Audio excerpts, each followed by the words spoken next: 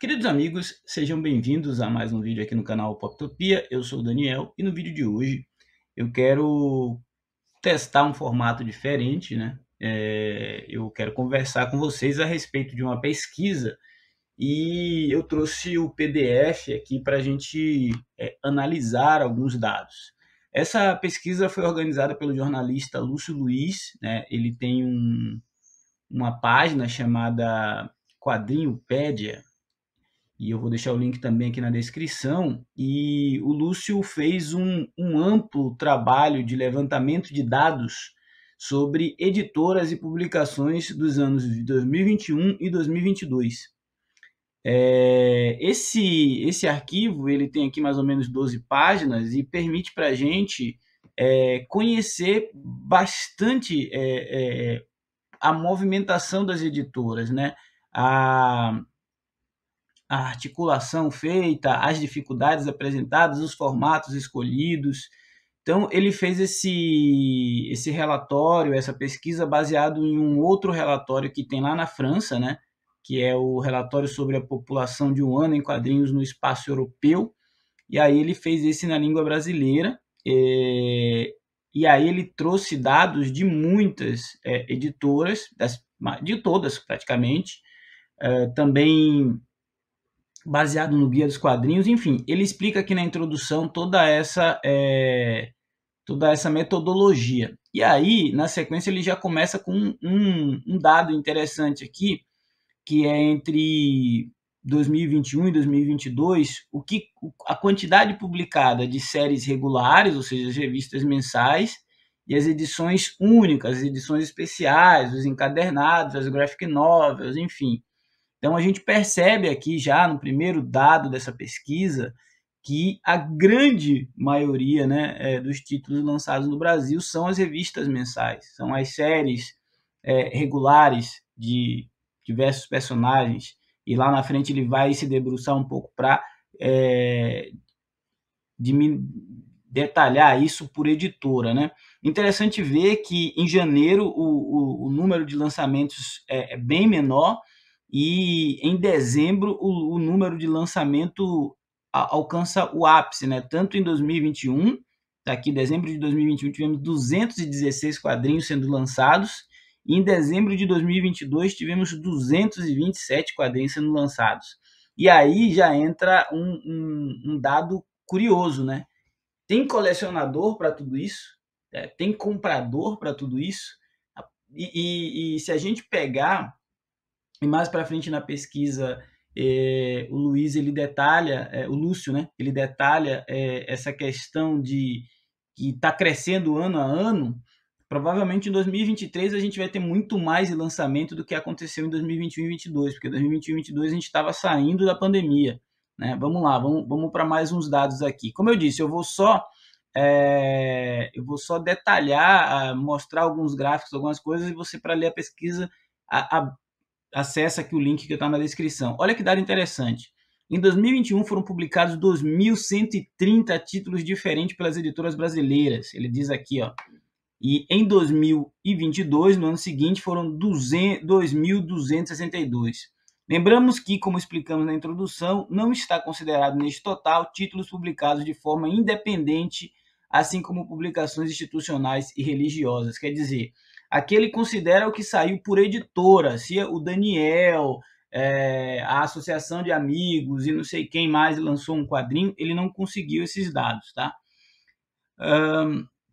Quando pensamos nas maiores editoras brasileiras das últimas décadas, é comum que elas estejam ligadas a publicações de super-heróis norte-americanos, ele diz aqui, e mais recentemente aos mangás, além, claro, dos gibis da Maurício de Souza e da Disney. Atualmente, uma única editora concentra a grande maioria dos títulos ligados às principais editoras, Marvel DC, que é a Panini Comics.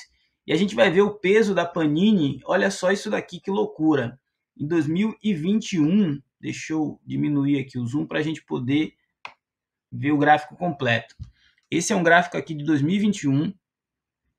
Essa parte amarela toda representa o que foi publicado no Brasil e por qual editora, né? Quer dizer, na verdade, a parte amarela representa tudo que a Panini publicou no Brasil. Quer dizer, a Panini publicou metade daquilo que saiu de quadrinho no Brasil. Dessa metade, 15% foi 15,3% de mangás, 13,6% de Marvel, 13% de Disney, mais 7% de graphics e quadrinhos da MSP, e aí ainda tem aqui a aba verde, que é o Panini Outros, aí entra Star Wars, Mickey, essas coisas do Mark Millar, Conan, olha o tamanho da Panini no mercado brasileiro. Aí tem uma aba de outras aqui, que não ficou claro para mim quem seriam essas outras, mas, por exemplo, eu acho que são aquelas que não conseguem ter uma participação tão grande, porque a gente tem aqui Culturama, JBC, Mitos é o segundo grande player do mercado no ano de 2021, Culturama, Eagle Moss, Planeta de Agostini, que ainda tinha algumas coleções, New Pop, Ciranda Cultural, e aí Pipoca e Nanquim e Devir. Olha que doideira, né? Algumas editoras que a gente conhece bem hoje não chegavam. Olha só, no detalhamento, quando a gente vai ver, por exemplo, a Panini, edições únicas em 2021 representavam 17% e 82% são séries regulares, né? São as revistas mensais aí para os colecionadores de super-heróis. Quanto no Pipoca e Nanquim, isso era super bem dividido, né? Então, a gente vê um equilíbrio maior, porque o Pipoca e Nanquim não lança tanta série. Acho que eu lembro que eles tinham Tartaruga Ninja, Copra. Bom, vocês vão lembrar de mais coisa. Das editoras que... Ele fala aqui sobre as editoras não falarem sobre tiragem, né? Apenas Balão, Heróica, Hipotética, Script e Zapata indicaram as tiragens que variavam entre 750 e 2.000 exemplares em obras financiadas pelo Cartaz, crowdfunding, essas coisas. Enfim, e as grandes editoras a gente sabe que elas não divulgam mesmo. Aqui já é o gráfico de 2022. Observem que a movimentação da Panini ela não mudou. Aqui a gente tem o mangá continua como sendo o principal produto da Panini em 2022. Aqui a Marvel ganhou um pouco mais de espaço em relação à DC, então a Marvel saiu de 13% para 15% das publicações, a DC saiu de 15% para 11%, Maurício de Souza cresceu um pouquinho, outros diminuiu, né? E a gente viu a entrada aqui de, por exemplo, 1% do que é publicado no mercado brasileiro hoje, em 2022, foi ou pela Comic Zone ou pela Devir. A Dark Side 1,1%, a Script 1,5%, a Pipoca e Nanquim o mesmo percentual da Script. Aí vem Culturama, Mitos, a Mitos se consolidando aqui por essa pesquisa como a segunda grande editora do mercado brasileiro. Né? Quer dizer, a gente tem dados aqui bastante curiosos. Né? Olha só, títulos publicados por preço de capa. Aqui está de 2021 na coluna azul e 2022.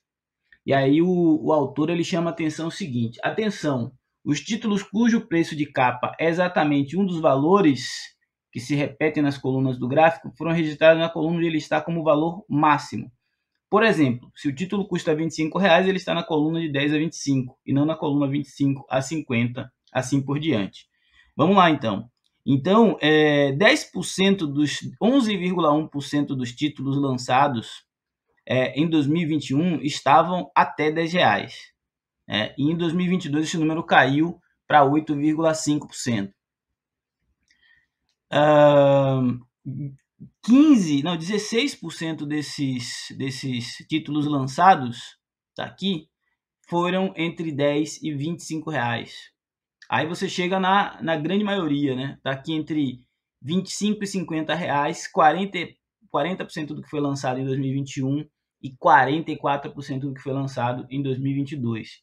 E o teto aqui, acima de 200 reais, os dados mostram menos de 1% em 2021 e 1,2% em 2022. Quer dizer, ele vai explicando aqui como foi esse levantamento de preço em relação a títulos que custam até R$10, como o da Turma da Mônica, que são uma quantidade expressiva e por isso fica bastante evidente que ainda tem quadrinho barato no mercado, embora não seja necessariamente aquele quadrinho que você queira, mas existe. Pelo menos eu considero 10 a 25 reais acessível. O problema é que esses quadrinhos são cada vez mais raros, né? Que os que não são para criança, assim, os que não são da Turma da Mônica. A gente tem algumas iniciativas de editoras aí pontuais, Conrad, Ultimato do Bacon, Universo Fantástico, enfim. Aqui os gêneros, né? Em 2021, 25,8% dos quadrinhos publicados foram de super-heróis. Dá para dizer que super-heróis e aventura e ficção dominam boa parte do mercado, né? Tá aqui, aventura e ficção está com 19,2%, infanto-juvenil com 16,8%. Fantasia, que aí é Conan, Dragoneiro, a fantasia tem muita coisa, né? 11%, terror e suspense aí é o carro-chefe da Dark Side, 5%, humor 4% e outros 16%. E aí ele detalha depois o que ele considerou fantasia, o que ele considerou horror. Por exemplo, as HQs de super-heróis Marvel e DC e as que seguem as suas características foram classificadas como super-heróis, independente de também poderem ser classificadas como aventura ou ação. A exceção foi quanto aos gibis voltados para criança e jovem. Nesse caso, foi classificado como infanto-juvenil. Enfim, eu recomendo que vocês leiam a pesquisa, que vocês conheçam essa pesquisa. Olha só, tem dados importantíssimos para a gente, como colecionador, né, entender melhor o mercado no qual a gente está inserido. E aí eu fico me perguntando se com esses dados aqui, se uma pesquisa como essa não ficaria mais rica se as editoras não disponibilizassem aí os seus números mesmo, sabe? Para a gente ter um mercado mais transparente. Claro que tem a estratégia do negócio, não pode divulgar e tal, mas olha quanta coisa interessante. Aqui, por exemplo, um gráfico sobre a participação, deixa eu ver se é isso mesmo, títulos nacionais publicados em 2021 e 2022. A gente já está quase no finalzinho aqui do PDF que o Lúcio disponibilizou. Então,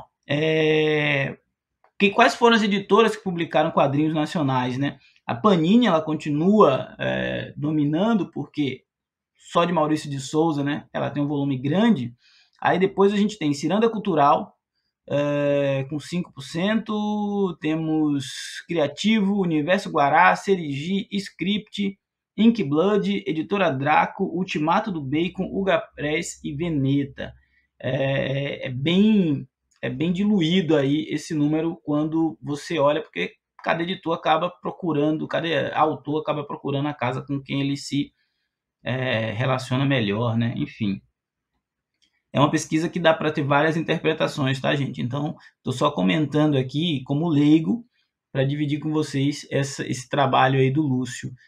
Lista completa de editoras, e aqui tem um dado legal que a gente percebe o seguinte: entre 2021 ele compara a quantidade de títulos lançados por algumas editoras, e lá na frente ele mostra que surgiram novas editoras de um ano para o outro, e se ele fizer isso para 2023 vai ter editora nova também, né?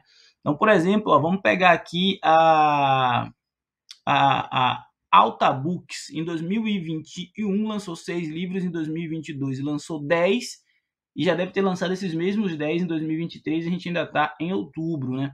Eu não fui buscar esse dado para comentar aqui, mas eu sei que a Alta Books já lançou bastante coisa esse ano.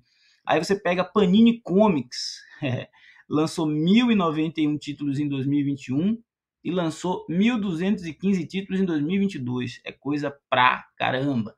Olha só, a gente tem... Eu vou só pegar aqui e procurar a Mitos. A Mitos lançou, então, 184 quadrinhos em 2021 e 144 em 2022. Então, a distância do primeiro para o segundo colocado é absurdamente grande, né? É absurdamente grande porque... Olha só, editoras como Pipoca e Nanquim saiu de 31 para 35, talvez esse ano bata nos mesmos 35, e essa pesquisa, todos esses dados demonstram para a gente que a gente está no mercado que ele é dinâmico, mas ele é estritamente, ele é nichado, né? Ele tem um monte de editora, mas trabalhando cada vez mais para públicos muito específicos, para os seus próprios públicos. Enfim, eu achei curioso esse trabalho do Lúcio, achei bastante interessante e quis comentar com vocês aqui do canal. Se vocês gostaram, se vocês ficaram interessados, comentem aí, acessem a pesquisa, conheçam o trabalho dele lá no Quadrinhopédia. Eu vou tentar, inclusive, convidar o Lúcio para uma live aqui no canal para a gente conversar com ele, entender a metodologia e ter acesso a curiosidades a respeito dessa pesquisa. Esse foi o Poptopia de hoje. Forte abraço, até a próxima.